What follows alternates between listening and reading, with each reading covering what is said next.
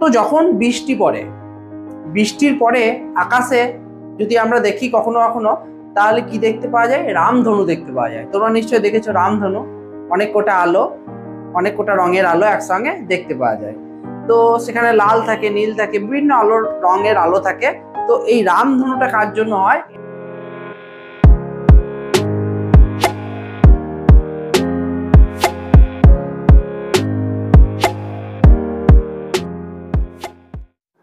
Hello and welcome to our channel Argha and সোমস classes, the heart of learning. তো চলে এসেছি আজকে একটা ভিডিও নিয়ে, যেটা হচ্ছে যে আলোর পার্ট 2। এর আগের ক্লাসে আমরা পার্ট 1টা করেছিলাম। তো যারা যারা এখনো ভিডিওটা দেখোনি তারা অবশ্যই দেখে নিও, তাহলে আজকের ক্লাসটা করতে সুবিধা হবে। তো চলো শুরু করা যাক আজকের পার্ট 2।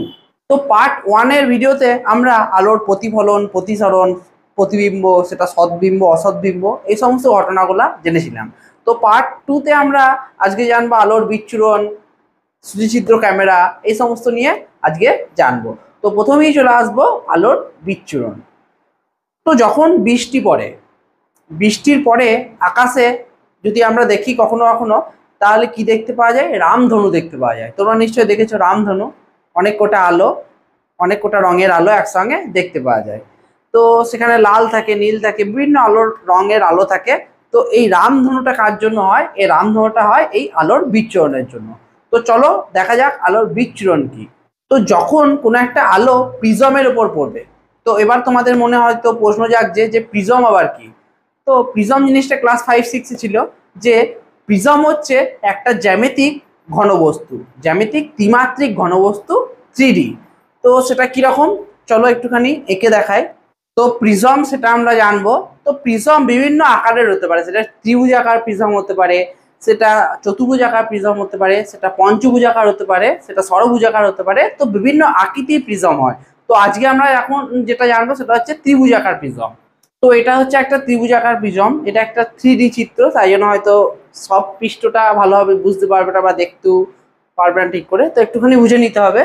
তো ত্রিভুজাকার প্রিজমের দুটো যে তল থাকে, সামনের আর দুটো তল, সেটা হচ্ছে ত্রিভুজাকার। আর বাকি যে 3টে তল থাকে সেই তলটা হচ্ছে সামান্তরিক। তাহলে এই দেখো, এই যে একটা তল, এই একটা যে তল সেটা হচ্ছে ত্রিভুজ, একটা ত্রিভুজ, আর এখানে আর একটা ত্রিভুজ, মানে দুটো ত্রিভুজ। আর বাকি যে 3টে তল থাকে, এই দেখো এখানে একটা আছে, মানে এই দেখুন যেরকমটা, এই যে 3টে তল, একটা এই পাশে মানে বাম পাশ আর ডান পাশে, আর একটা নিচে, তা ঠিক আছে। তাহলে এই 3টে তল হবে সামান্তরিক। তাহলে সামনে দুটো তল হবে ত্রিভুজাকার, আর বাকি যে 3টে তল সেটা হচ্ছে যে সামান্তরিক, ঠিক আছে। তো প্রিজমটা ঠিক সামনে থেকে এরকম দেখতে হবে, সামনে থেকে ঠিক দেখতে এরকম লাগবে।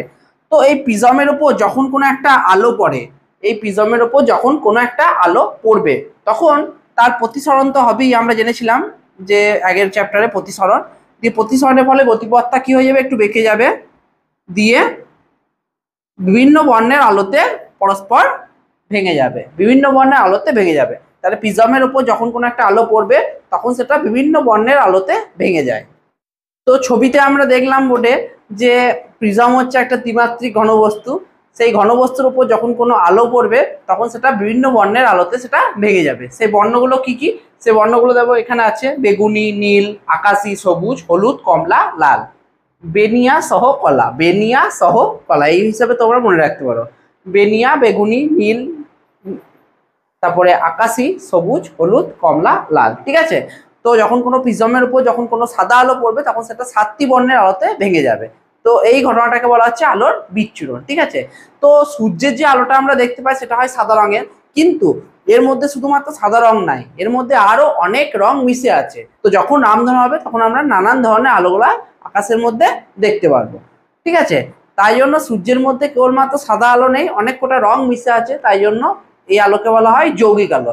তাহলে যখন কোনো অনেক কটা রং মিশে থাকবে আলোর মধ্যে, তখন সেটাকে বলা হবে যৌগিক আলো, ঠিক আছে। তো আমরা এবার একটা ছবি দেখবো, মজাদার একটা ম্যাজিকের মতো ভিডিও।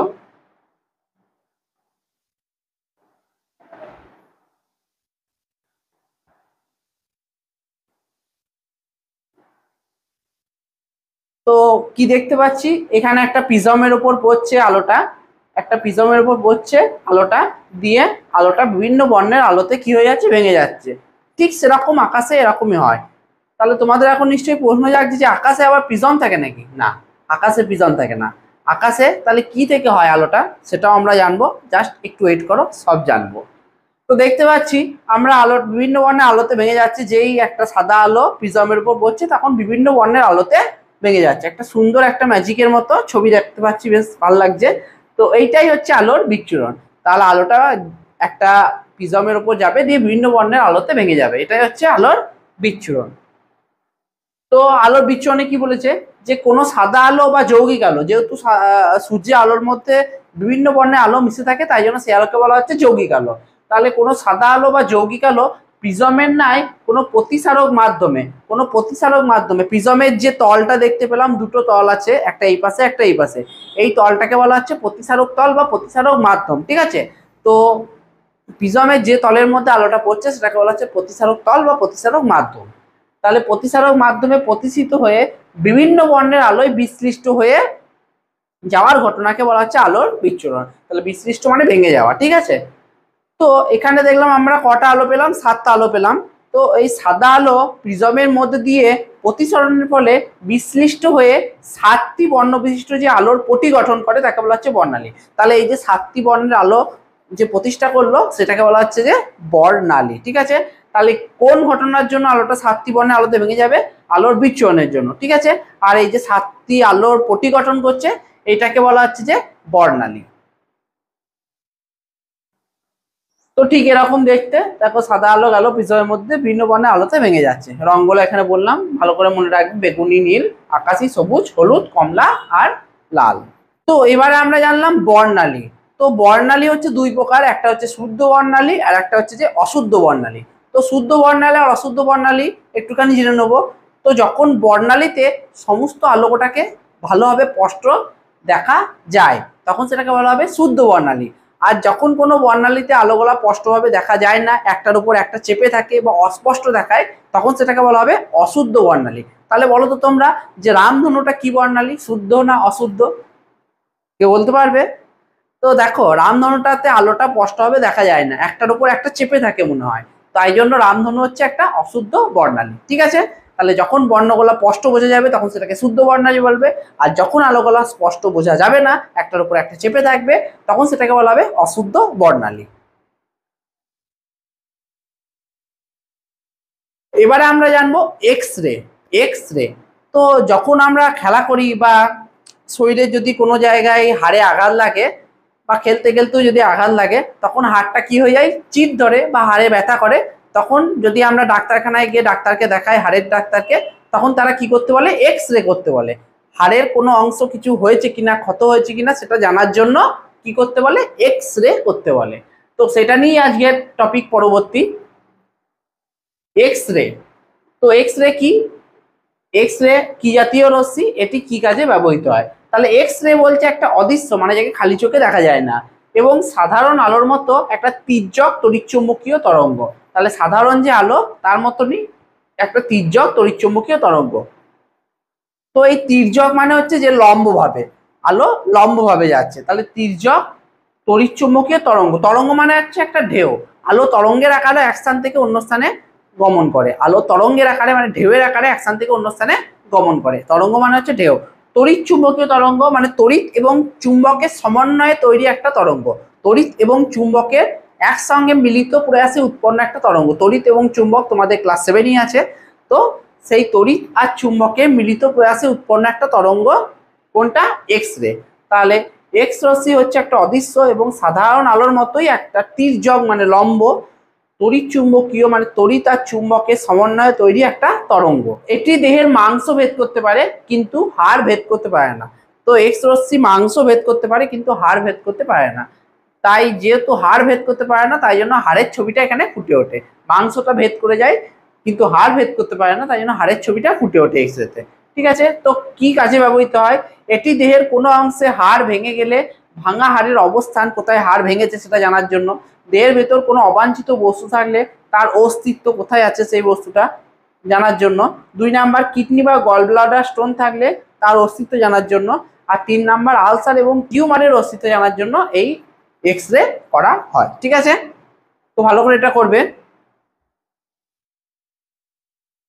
তারপরে আমরা আসছি সূর্যের একটা ক্ষতিকারক রশ্মি, এটা হচ্ছে ইউভি রশ্মি বা অতিবেগুনি রশ্মি। এই অতিবেগুনি রশ্মি কিছু ক্ষতিকারক প্রভাব। তো অতিবেগুনি রশ্মির প্রভাবে মানুষের চামড়ায় কি হতে পারে? ক্যান্সার। তো সূর্যের ক্ষতিকারক রশ্মিটা হচ্ছে ইউভি রশ্মি, যেটা আমরা আগে জেনেছি। তো এই ইউভি রশ্মির কিছু ক্ষতিকারক প্রভাব। তো ইউভি রশ্মি যদি মানুষের চামড়ায় সরাসরি পড়ে তাহলে ক্যান্সার হতে পারে চামড়ায়। অতিবেগুনি রশ্মি যদি চোখে পড়লে চোখের যে লেন্স আছে সে লেন্সের ক্ষতি হয়। চোখের মধ্যে যে রেটিনা আছে, চোখের একটা অংশ হচ্ছে রেটিনা, লেন্স, এগুলো সব চোখেরই অংশ।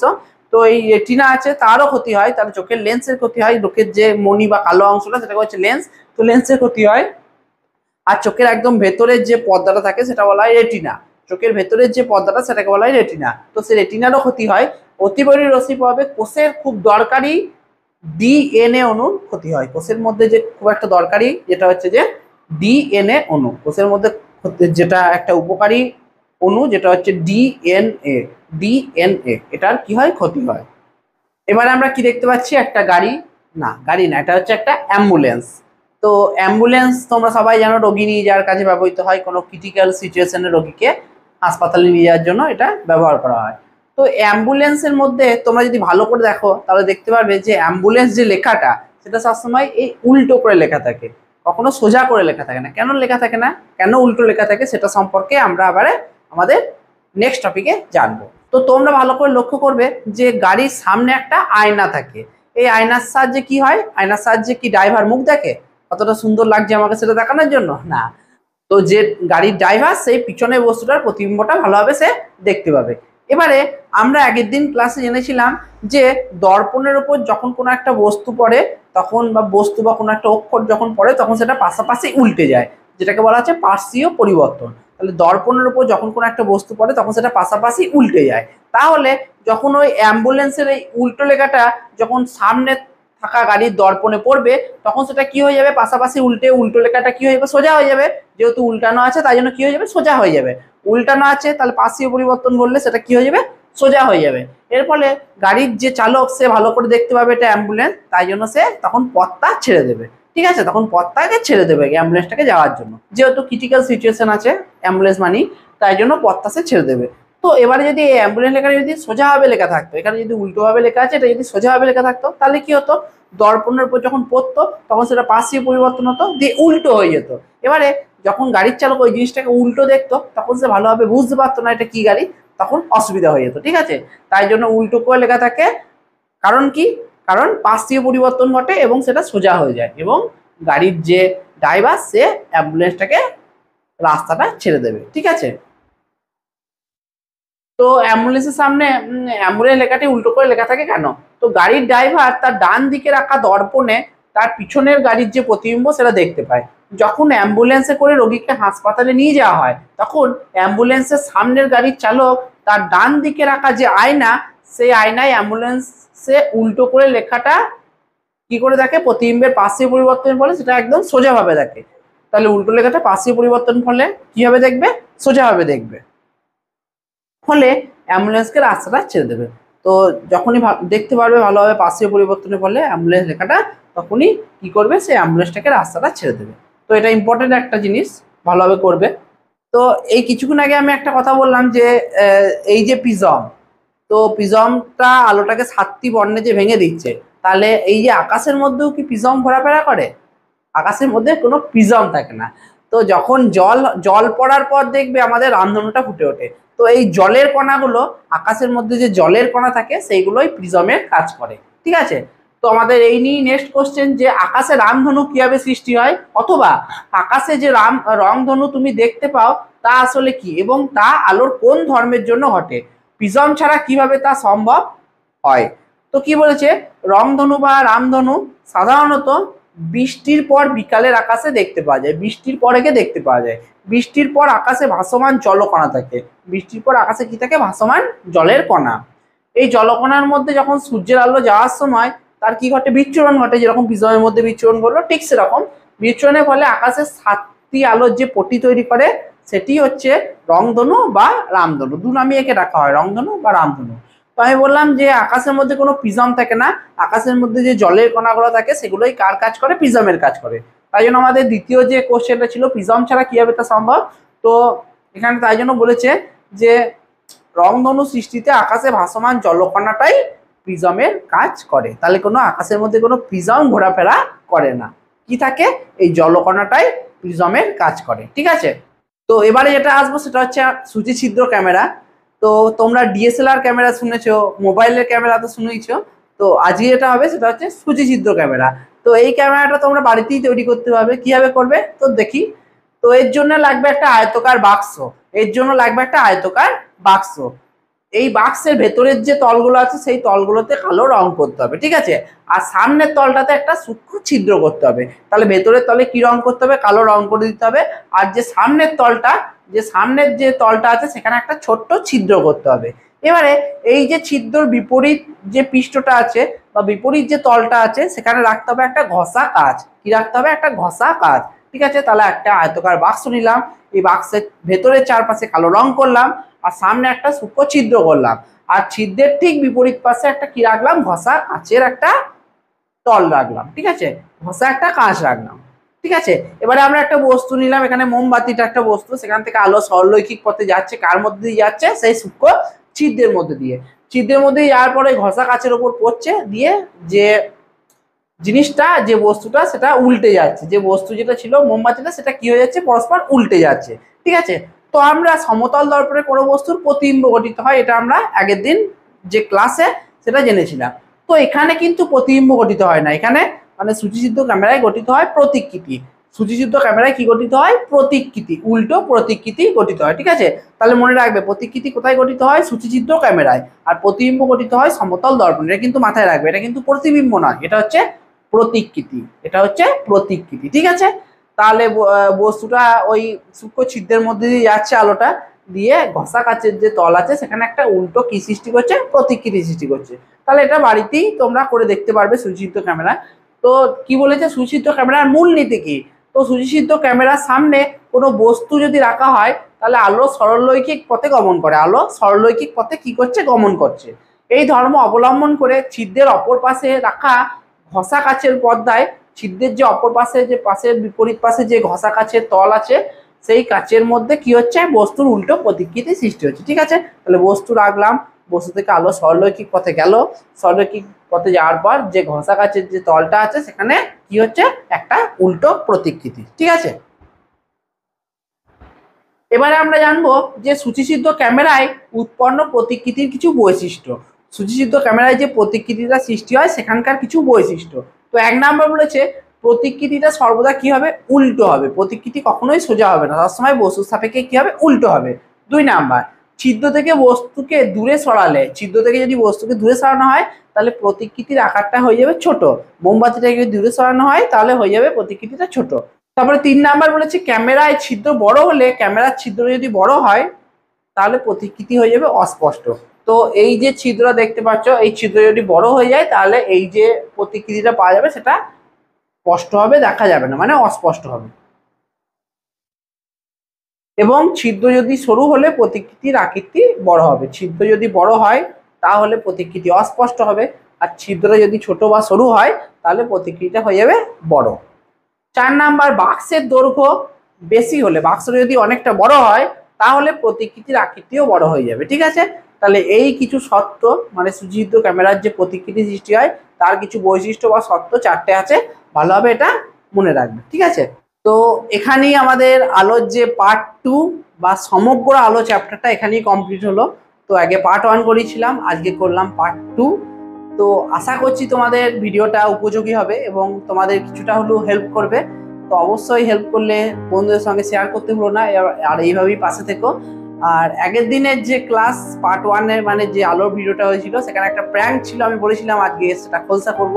তো প্র্যাঙ্কটাতে কি হয়েছিল, আলোটা হঠাৎ করে কি হয়ে গেছিল, আলোটা বন্ধ হয়ে গেছিল, দিয়ে কিছু মুভমেন্ট তৈরি হয়েছিল, ফানি মুভমেন্ট। তো সেক্ষেত্রে এই যে আলোটা বন্ধ হয়েছিল এটাই ছিল একটা প্র্যাঙ্ক। তো আলোটা কোনো ব্যক্তির দ্বারা বা কোনো কাউরির দ্বারা অথবা আমার দ্বারা হতে পারে, সেটা একটা ইচ্ছাকৃত বন্ধ ছিল। তারপরে বাকি যে ঘটনাটা তোমরা দেখেছো, যারা ভিডিওটা দেখেছো পার্ট 1-এ তারা এটা বুঝতে পারবে। তো যারা দেখোনি তারা অবশ্যই দেখে নিও, তোমাদের উপযোগী হবে। আর এই ভিডিওটা মনোযোগ সহকারে দেখবে, এটাও তোমাদের অনেক উপকার করবে। ঠিক আছে, তাহলে প্র্যাঙ্কটা যে আলো বন্ধ হয়ে যাওয়ার যে ঘটনাটা সেটা সম্পূর্ণ একটা প্র্যাঙ্ক ছিল। এই আলো বন্ধ হয়ে যাওয়াটা একটা প্র্যাঙ্ক। ঠিক আছে। তো পড়ার মাঝে মাঝে এরকম ছোটোখাটো একটু মজাদার ভালোই লাগে, কারণ জিনিসটা যাতে বোরিং না হয়ে যায় বা তোমাদের যাতে একটু মজাটা লাগে, তার জন্য মাঝে মাঝে এই জিনিসগুলো করা হয়, একটা মুভমেন্টের সৃষ্টি হয়। অবশ্যই তোমাদের হয়তো ভালো লাগবে, কারণ বোরিং লাগবে সবসময় যে সারাক্ষণ পড়া পড়া পড়া, তখন মাঝে মাঝে এরকম মুভমেন্টগুলো জরুরি, মাঝে মাঝে প্র্যাঙ্ক এরকম হতেই পারে। তো অবশ্যই পাশে থাকবে এইভাবে, আর অবশ্যই দেখতে থাকবে অর্ঘ অ্যান্ড সোমস ক্লাসেস। তো আবার আসবো নতুন একটা ভিডিও নিয়ে, নতুন কিছু নিয়ে খুব তাড়াতাড়ি। তো দেখা হচ্ছে পরের ভিডিওতে নতুন ভাবে। তো সবাই ভালো থেকো, সুস্থ থেকো, টাটা।